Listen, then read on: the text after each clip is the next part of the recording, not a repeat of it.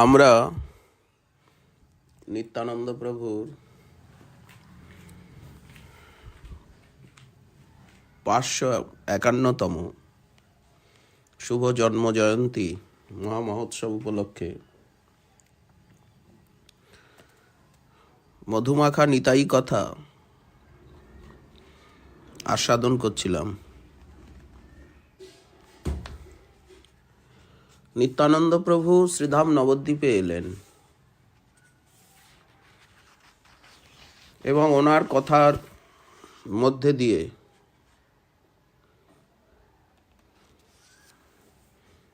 নবদ্বীপের মহিমা, গৌরলীলার বৈশিষ্ট্য প্রকাশ পেল এবং মহাপ্রভুও ভক্তগণকে বললেন যে কলির প্রভাব, কলির দর্প নাশ করতে আমি নিত্যানন্দকে পেলাম। আমি যত পতিত, পঙ্গু, জ্বর, সমাজের দলিত, পীড়িত, নিপীড়িত, আমি সকলকে উদ্ধার করব। নিত্যানন্দের প্রভাবে প্রতাপে ত্রিভুবন পবিত্র হবে। পাষণ্ডী, মূর্খ, দুরাচার যারা, তারা নিত্যানন্দের মহিমা কখনোই জানে না, কিন্তু নিত্যানন্দের দয়ার করুণার ফান্দে সবাই পড়বে। সবাই পড়িবে বুঝি নিত্যানন্দ ফান্দে, এই কথা বলিলেন প্রভু গোরাচান্দে। এরপর চৈতন্য ভাগবতে শ্রীবাসের গৃহে নিত্যানন্দ প্রভুর ব্যাস পূজা প্রসঙ্গ বর্ণিত হয়েছে। সব ভক্তগণ নিত্যানন্দের চরণ অরবিন্দ ধূলি নিলেন।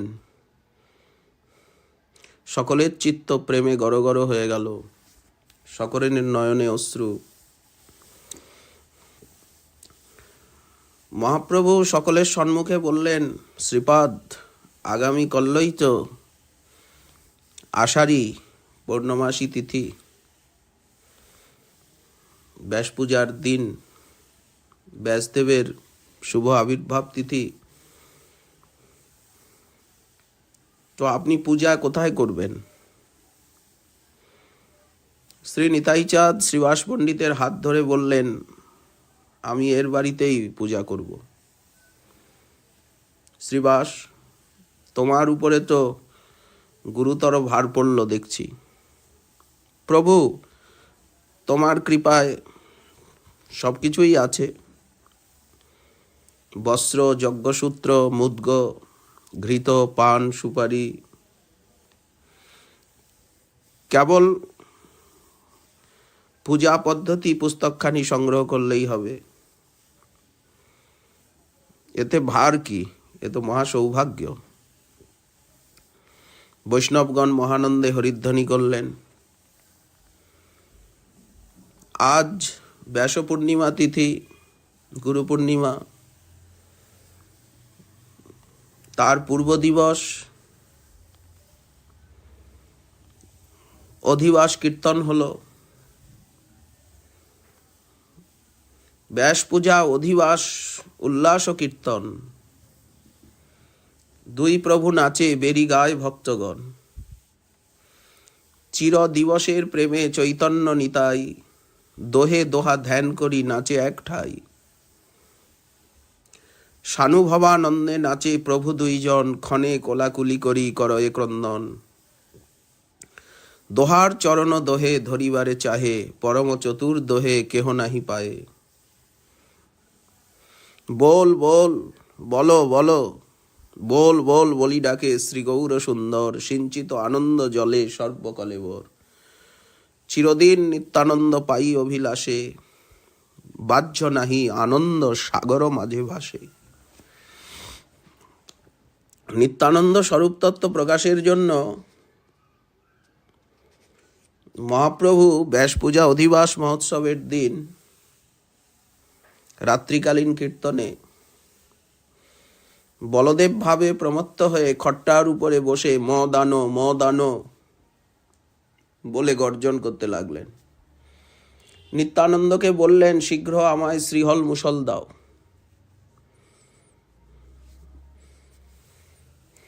নিত্যানন্দ প্রভু মহাপ্রভুর হস্তে হল মুষল দিলেন, প্রভুও নিলেন। বারুণী বারুণী বলে মহাপ্রভু ডাক দিচ্ছেন। ভক্তগণ যুক্তি করে প্রভুর হস্তে গঙ্গা জলের ঘট দিলেন। সত্যি যেন কাদম্বরী হয়ে গেল। প্রভু পান করছেন। আবেশ দেখে সবাই বলদেবের স্তুতি পাঠ করতে লাগলেন। এরপর প্রভু পরম আবেশে নারা নারা, আরে নারা নারা বলে হুঙ্কার দিচ্ছেন। প্রভু এই নারা কে? যাকে তোমরা অদ্বৈত আচার্য বলে থাকো, আমায় বৈকুণ্ঠের থেকে এনে এখন হরিদাসকে নিয়ে শান্তিপুরে গিয়ে নিশ্চিন্তের আছে। সংকীর্তন আরম্ভে আমার এই অবতার। ঘরে ঘরে নাম কীর্তন প্রচার করব। একমাত্র যারা অভিমানী ভক্তাপরাধী তারা ছাড়া সকলকে ব্রহ্মার দুর্লভ প্রেম আমি দান করব। অভিমানী ভক্তাপরাধীকে দেব না। ভক্তবৃন্দ আনন্দ সাগরে ভাসছেন। একটু পরে প্রভু স্থির হলেন। আমি কি কোনো চাঞ্চল্য করছিলাম? কিছু বাড়াবাড়ি কথা বললাম? তোমরা আমার অপরাধ ক্ষমা করো। অধিবাস কীর্তন হয়ে গেল। সবাই আপন আপন আবাসে চলে গেলেন। নিত্যানন্দ শ্রীবাসের গৃহেই আছেন, কিন্তু দেহ মনে সঘন আবেশ। রাত্রে সহসা হুঙ্কার করে নিজের দণ্ডকমণ্ডলু ভেঙে ফেললেন। রজনী প্রভাত হলে শ্রীবাসের ভ্রাতা রামাই নিতাইচাঁদের শয়নালয়ে গিয়ে দেখলেন প্রভুর স্বাভাবিক অবস্থা নাই। কেমন যেন একটা ভাব বিহ্বল দশা, দণ্ডকমণ্ডলু সব ভাঙা।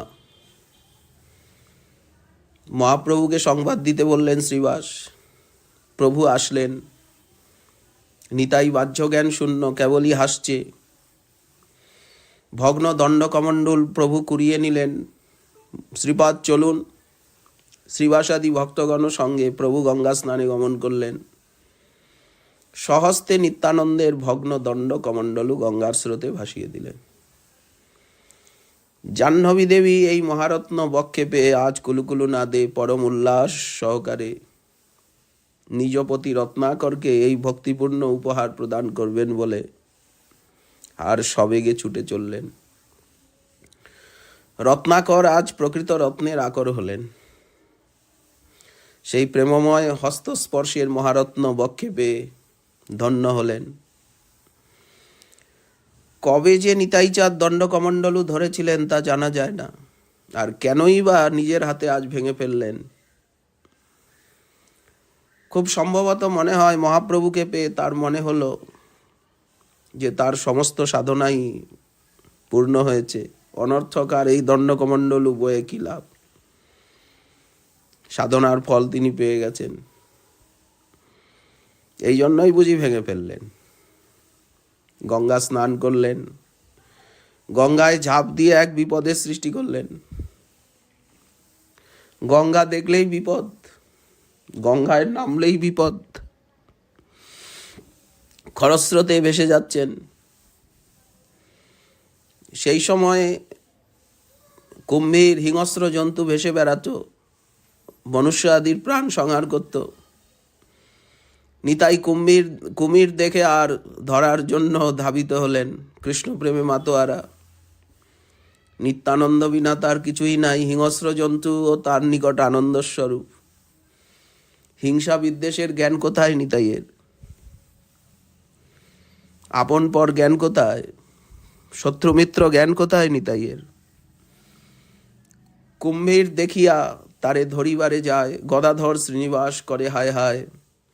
সাঁতারে গঙ্গার মাঝে নির্ভয় শরীর। চৈতন্যের বাক্যে মাত্র কিছু হয় স্থির। কারো কথাই অবধূতের কানে যায় না। একমাত্র মহাপ্রভুর কথায় একটু স্থির হন, সেও কতক্ষণ।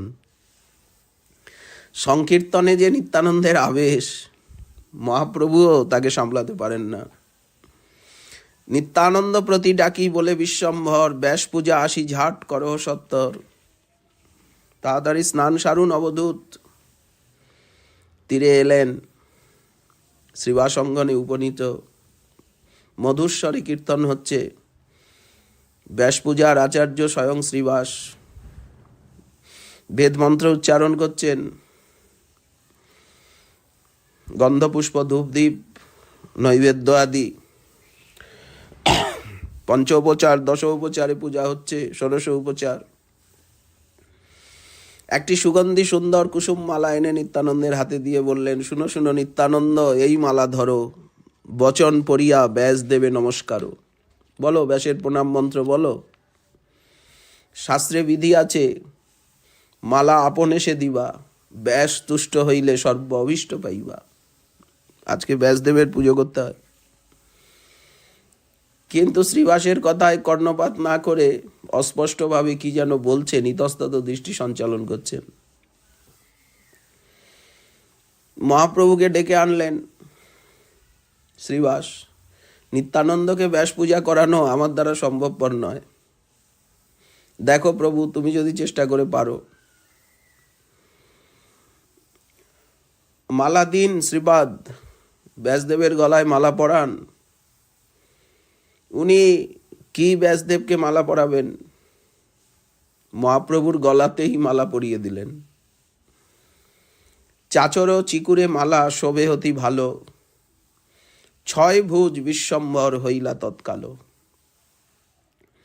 মহাপ্রভু সরভুজ মূর্তিতে নিতাই চাঁদকে দর্শন দিলেন এই ব্যাস পূজা মহোৎসবে। শঙ্খচক্র গদা পদ্ম শ্রীহল মুসল, দেখিয়া বিস্মিত হইলা নিতাই বিউভল। সরভুজ দেখি মূর্ছা পাইলা নিতাই, পড়িলা পৃথিবী তলে ধাতুমাত্র নাই। এই অবস্থা দর্শন করে বৈষ্ণবগণ ভীত হলেন। হে কৃষ্ণ, রক্ষা করো, রক্ষা করো। নিত্যানন্দ মূর্ছিত। মহাপ্রভু নিতাই চাঁদকে বললেন, নিতাই উঠো উঠো উঠো উঠো নিত্যানন্দ, চিত্ত করো, স্থির করো চিত্ত। সংকীর্তন শোনো যে তোমার সমীহিত। তুমি তো সংকীর্তন প্রিয়, সংকীর্তন শোনো।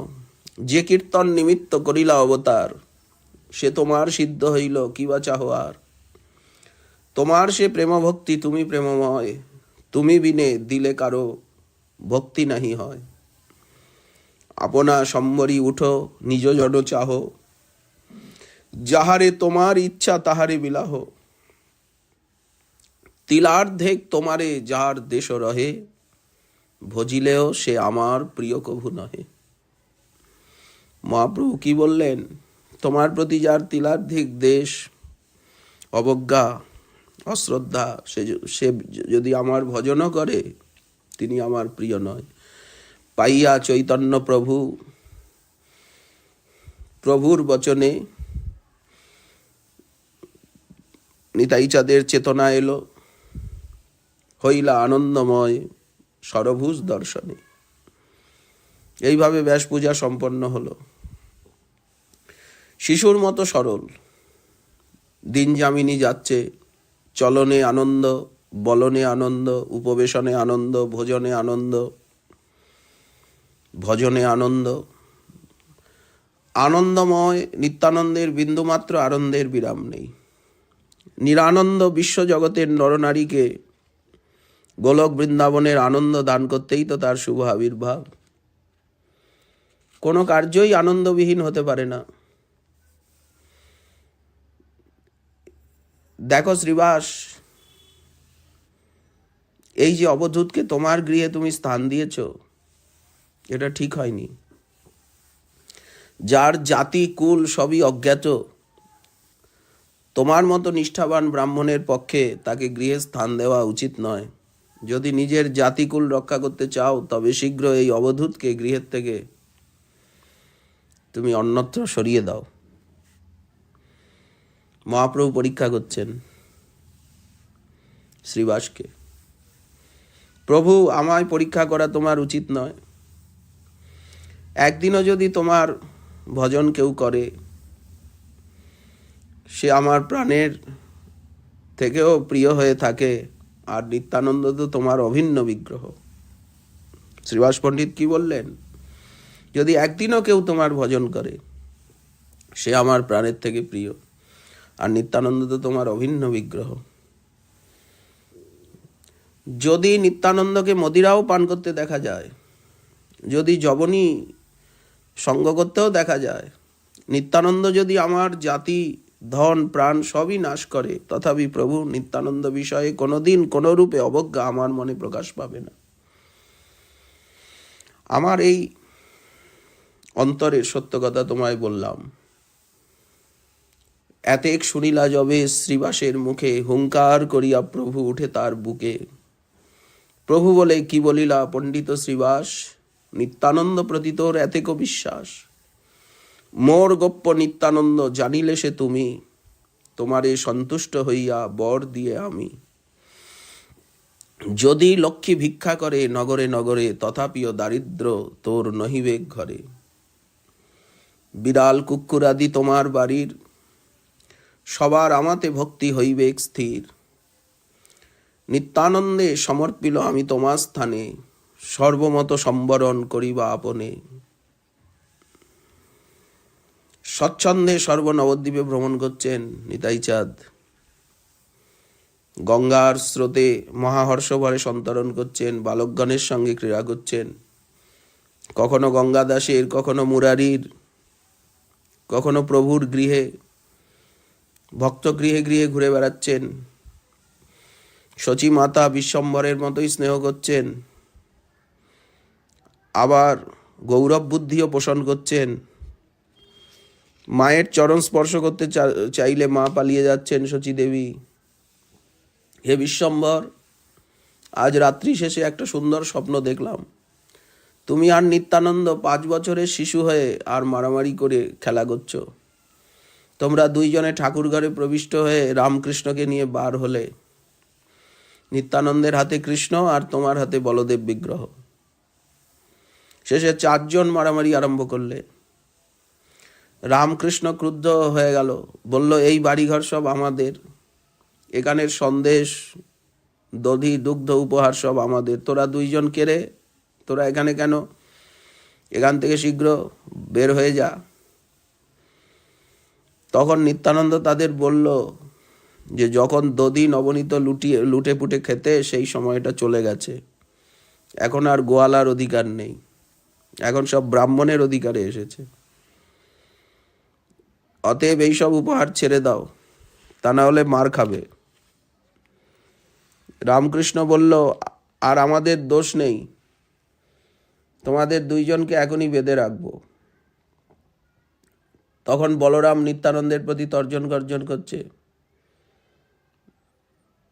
তখন নিত্যানন্দ বলল, তোর কৃষ্ণকে ভয় করি না, গৌরচন্দ্র বিশ্বম্বর আমার ঈশ্বর। শচীমা স্বপ্নে দেখছেন এইরকম কৃষ্ণ বলরামের সঙ্গে গৌর নিত্যানন্দের কলহ হচ্ছে। তোদের সময় চলে গেছে, এখন গোয়ালাদের সময় নয়, এখন ব্রাহ্মণদের সময় এসেছে। সব কারাকারি করে দধি নবনীত সব ভোজন করছে। 4 জন কলহ করছে, কে কার হাত থেকে কেড়ে নেবে, কে কার মুখে দেবে।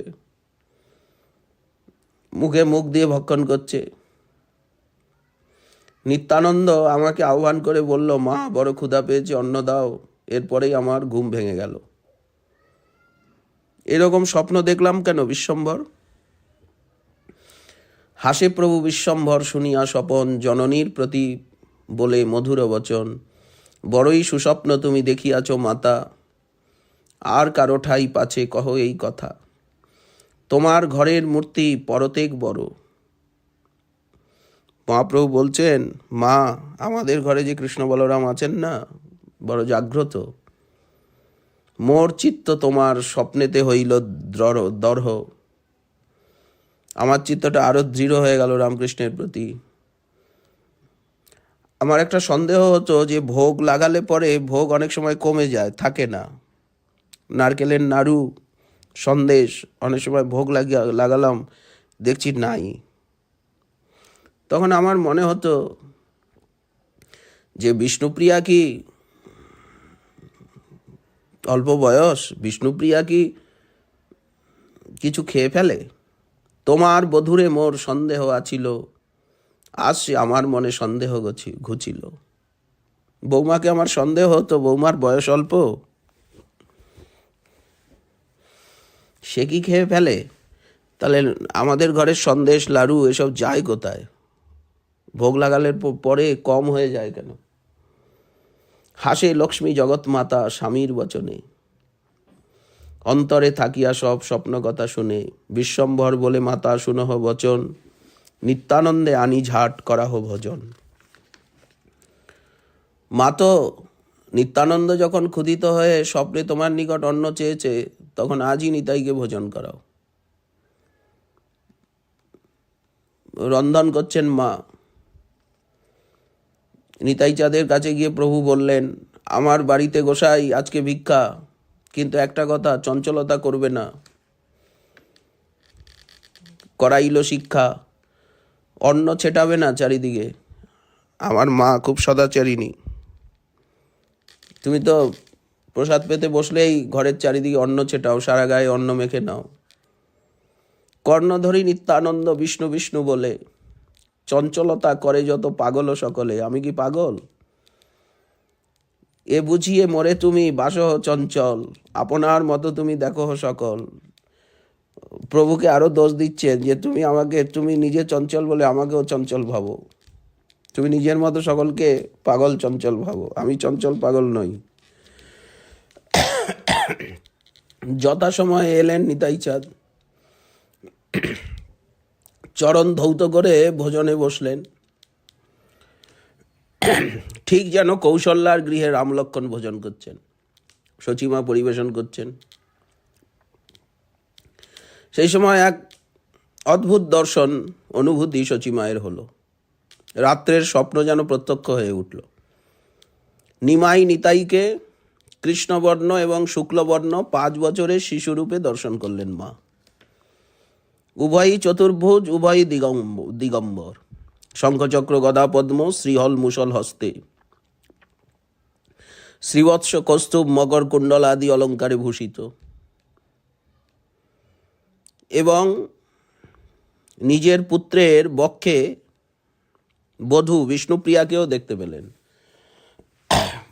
দেখছেন নিমাইয়ের বুকে নিমাই চতুর্ভুজ, কৃষ্ণবর্ণ, নারায়ণ মূর্তিতে,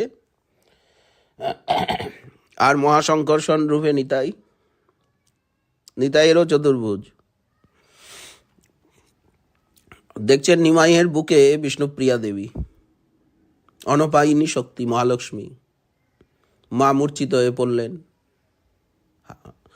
উনি অন্ন আনতে গিয়েছিলেন, এর মধ্যে এসে এই দৃশ্য দেখেন।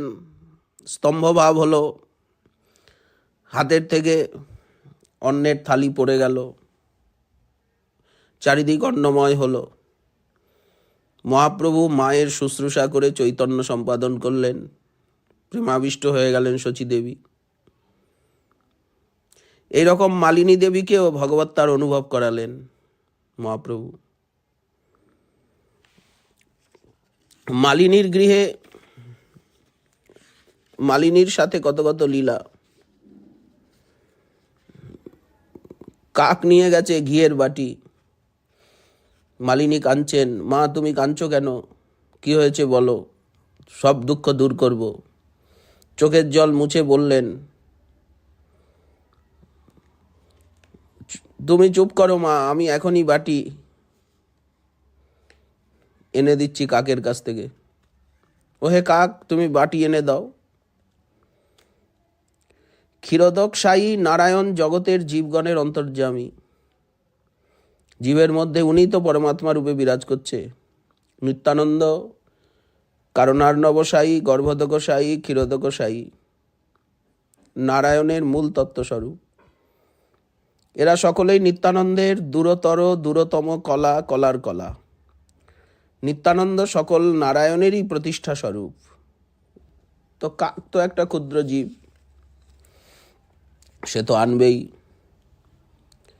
এই মতো অচিন্ত নিত্যানন্দেরও চরিত আমি কি বলিব সর্বশাস্ত্রেতে বিদিত। অহর্নিশি ভাবাবেশে পরম উদ্দাম সর্বনদিয়ায় বলে মহাজ্যোতির্ধাম। কিরকম অদ্ভুত নিত্যানন্দের লীলা। একদিন এসেছেন মহাপ্রভুর গৃহে একেবারে দিগম্বর মূর্তি, প্রেমোন্মত্ত, কথাগুলি অসংলগ্ন, উন্মত্ততার চরম নিদর্শন। প্রভু বলছেন, নিত্যানন্দ বসন পড়ো, তুমি এইভাবে কেন?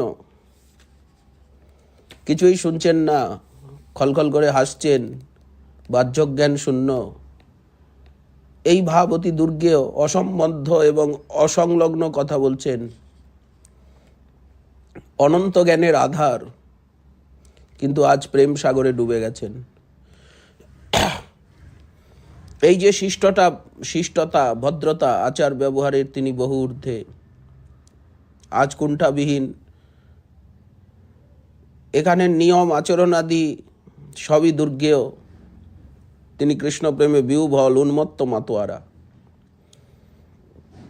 বাহ্য জ্ঞানহীন, অগাধ অতল স্পর্শ, অনন্ত বিশারী সুবিশাল মহাসিন্ধুর মতো তিনি। এমন তো শোনা যায় না, দেখা যায় না, অশ্রুতপূর্ব, অদৃষ্টপূর্ব, অনন্ত অসীম ভাবপূর্ণ গোলক বৃন্দাবনের আরাধ্যতম বস্তু। এর তত্ত্ব নির্ণয় করা মানবের জ্ঞানের অতীত। কোন অচিন্ত আনন্দ সাগরে ভাসমান।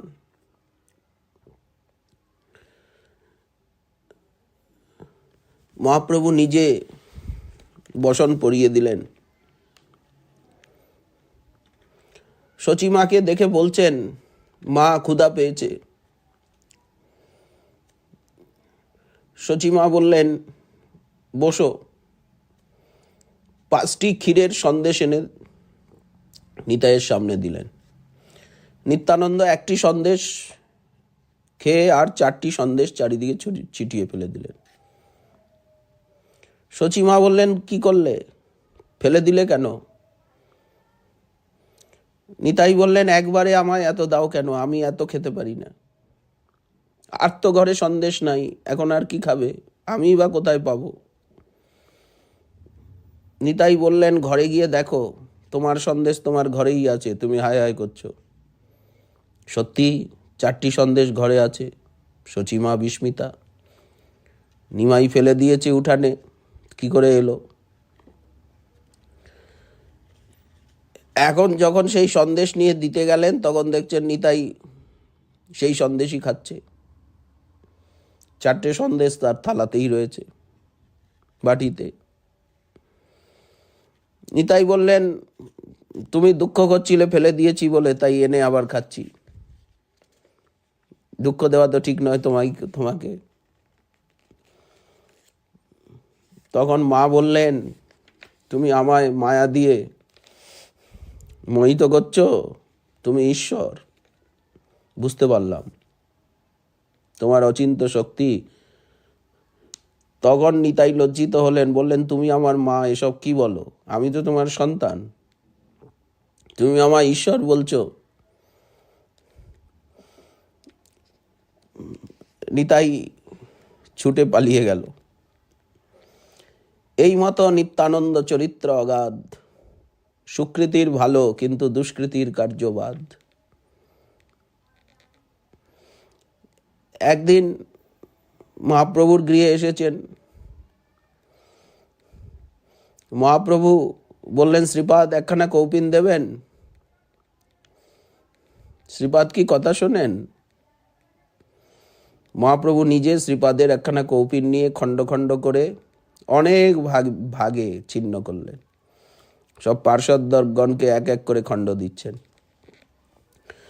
প্রভু বলে, এই বস্ত্র বান্ধব সব শিরে, অন্যের কি দায়, ইহা বাঞ্ছে যোগেশ্বরে। নিত্যানন্দ প্রসাদেশে হয় বিষ্ণু ভক্তি, জানিহ কৃষ্ণের নিত্যানন্দ পূর্ণ শক্তি।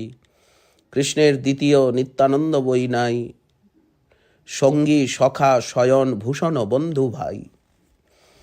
বেদের অগম্য নিত্যানন্দের চরিত্র, সর্বজীব জনক রক্ষক সর্বমিত্র। ইহান ব্যবহার কর্ম সব কৃষ্ণ রসময়, ইহানে সেবিলে কৃষ্ণে প্রেম ভক্তি হয়। ভক্তি করি ইহান কৌপিন বান্ধ শিরে, মহাযত্নে ইহা পূজা কর গিয়া ঘরে। সেই কৌপিনের চিহ্নাংশ এক একটি করে ভক্তদেরকে দিয়ে মহাভক্তির সঙ্গে মস্তকে বাঁধতে বললেন, ঘরে গিয়ে পুজো করতে বললেন। প্রেমানন্দ ঘন বিগ্রহ, তার কৌপিন খণ্ডেও প্রেম শক্তি বিরাজিত। সাধারণ কি কৃষ্ণ প্রেমে প্রমত্ত করতে পারে এই কৌপিন খণ্ড? তাই মহাযোগেশ্বরেরও বাঞ্ছনীয়। নিত্যানন্দের মধ্যে কৃষ্ণের পূর্ণ শক্তি বিরাজ করছে। নিত্যানন্দের প্রসাদে কৃষ্ণ ভক্তি লাভ হয়। নিত্যানন্দকে প্রসন্ন করা, তার প্রসন্নতা জনিত অনুগ্রহ লাভ করাই হচ্ছে কৃষ্ণ ভক্তি প্রাপ্তির অমোঘ উপায়। নিত্যানন্দ কৃষ্ণের দ্বিতীয় স্বরূপ। তিনি ত্রেতায় লক্ষণ রূপে, দাপরে বলদেব রূপে, কলিতে নিত্যানন্দ রূপে চিরলীলার সঙ্গী। তিনি সখা, শয়ন, ভূষণ, ভাই, বন্ধু রূপে। তিনি যুগে যুগে কৃষ্ণের নানাবিধ সেবা করেন, তাই তার চরিত্র বেদের অগম্য। সর্বজীবের জনক, রক্ষক এবং মিত্র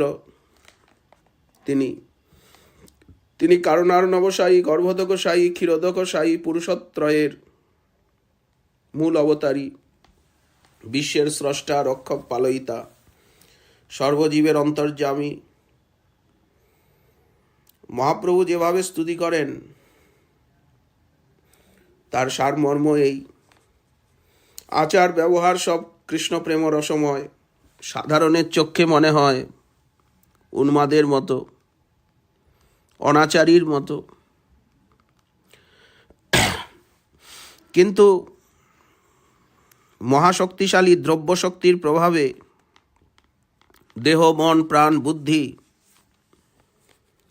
তাতে চিন্ময় শক্তির প্রকাশ ঘটে। মহাপ্রভু বললেন, ভক্তগণ, নিত্যানন্দের কৌপিনের মহিমা তো বললাম, এইবার নিত্যানন্দের চরণামৃতের মহিমা তোমাদেরকে দেখাচ্ছি। পাদদক পান করো, নিতাইচাঁদের চরণ ধৌত করো, সবাই আজ নিত্যানন্দের পাদদক পান করো। সে এক বিচিত্র, বিপুল, বিশাল, বিস্ময়জনক ব্যাপার। প্রভু বলে, শুনহ সকল ভক্তগণ, নিত্যানন্দ পাদদক করহ গ্রহণ। করিলে ইহার পাদদক রসপান, কৃষ্ণের দৃঢ় ভক্তি হয় ইথে নাহি আন। আজ্ঞা পাই সবে নিত্যানন্দের চরণ, পাখালিয়া পাদদক করে গ্রহণ। 5 বার 10 বার একজন খায়। কেউ 5 বার 10 বার করে নিত্যানন্দের চরণামৃত পান করছেন। বাহ্য নাহি নিত্যানন্দ হাসয়ে সদাই। আপনে বসিয়া মহাপ্রভু গৌর রায়, নিত্যানন্দ পাদদক কৌতুকে লুটায়। সবে নিত্যানন্দ পাদদক করি পান, মত্ত প্রায় হরি বলি করয়ে আহ্বান। কেহ বলে আজি ধন্য হইল জীবন, কেহ বলে আজি সব খণ্ডিল বন্ধন। কেহ বলে আজি হইলাম কৃষ্ণ দাস, কেহ বলে আজি ধন্য দিবস প্রকাশ। কেহ বলে পাদদক বড় সাধু লাগে, এখনো মুখের মিষ্টতা নাহি ভাগে। কিসে নিত্যানন্দ পাদদকেরও প্রভাব, পান মাত্র সবে হইলা চঞ্চল স্বভাব। কেহ নাচে, কেহ গায়, কেহ গরি যায়, হুঙ্কার গর্জন কেহ করয়ে সদায়। উঠিল পরমানন্দ কৃষ্ণ সংকীর্তন, বিহ্বল হইয়া নৃত্য করে ভক্তগণ। প্রভু বললেন, ভক্তবৃন্দ, কৃষ্ণ ভক্তি লাভের প্রকৃষ্ট সাধনা বা শ্রেষ্ঠ উপায়ই হচ্ছে নিত্যানন্দের পাদদক পান করা। পুনঃ পুনঃ পান করছেন। মত্ততা এসে গেল, মহাসংকীর্তন রোলে স্থানটি মুখরিত হয়ে উঠল। আজ আমার জীবন ধন্য, আজ আমার বন্ধন খণ্ডিত হলো, আজ সত্যই কৃষ্ণদাস হলাম। আজ কোন মহেন্দ্রক্ষণে সুপ্রভাত হয়েছিল। এ তো পাদদক নয়, এ যেন অদ্ভুত সুধারস। মুখের মিষ্টতা এখনো রয়েছে। কি অদ্ভুত প্রভাব পাদদকের। কৃষ্ণপ্রেমের মহাঝটিকা বিদ্যুৎ বেগে চারিদিকে প্রবাহিত হলো। প্রশান্ত নীল আকাশে তড়িৎ বেগে সহসা বৈদ্যুতিক অদ্ভুত শক্তিশালী ঝটিকার সৃষ্টি হলো। প্রকৃতির বুকে এক বিশাল প্রলয়ঙ্কর অবস্থার মতো মহাপ্রেমের আবেশ, সকলে নাম সংকীর্তনে প্রমত্ত। বিশাল লম্ফঝম্প, ভূকম্পন হচ্ছে যেন হুঙ্কার, ভূকম্পনবত হুঙ্কার, গর্জন, তাণ্ডব নর্তন। আভ্যন্তরীণ জগতে যেন বৈদ্যুতিক শক্তির মতো মহামহীয়সী মহাশক্তির প্রভাবের পরিচয় পেলেন ভক্তগণ। তারপরে গৌরসুন্দর সেই নৃত্য কীর্তনে যোগ দিলেন। নিতাইচাঁদও অপূর্ব নৃত্য করতে লাগলেন। ক্ষণেকে গৌরচন্দ্র করিয়া হুঙ্কার উঠিয়া লাগিলা নৃত্য করিতে অপার। নিত্যানন্দ স্বরূপ উঠিলা ততক্ষণ, নৃত্য করে দুই প্রভু বেরি ভক্তগণ।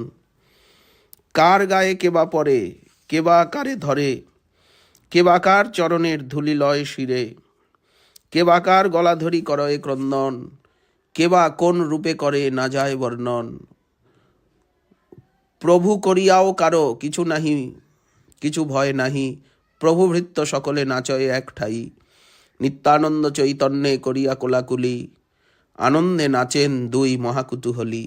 পৃথিবী কম্পিতা নিত্যানন্দ পদতালে, দেখিয়া আনন্দে সর্বগণ হরি বলে। প্রেমরসে মত্ত হই বৈকুণ্ঠ ঈশ্বর, নাচেন লইয়া সব প্রেম অনুচর। মহা উন্মাদনাময় নৃত্য। তখন মহাপ্রভু সংকীর্তন বিশ্রাম করে আর হাতে 3 তালি দিয়ে 1 2 3 1 2 3 তালি দিয়ে আর ভক্তগণকে বলছেন, প্রভু বলে এই নিত্যানন্দ স্বরূপেরে, যে করে শ্রদ্ধা ভক্তি সে করে আমারে।